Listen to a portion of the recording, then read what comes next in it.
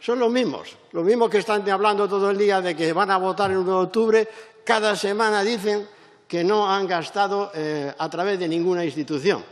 Bueno, ellos explicarán cómo realmente y cuál es la intención última de todo eso, pero el Gobierno está obligado a dar las explicaciones públicas relativas a que ni un euro del presupuesto de la Generalitat se ha destinado a día de hoy a financiar el referéndum del 1 de octubre, lo cual no deja de ser una situación también interesante, paradójica, en un país desarrollado donde una institución pública promueve un hecho sin presupuesto, ¿no? O sea, sin elemento de presupuesto, lo cual, en fin, se califica por sí sola esta situación. Pero eso es lo que hemos hecho.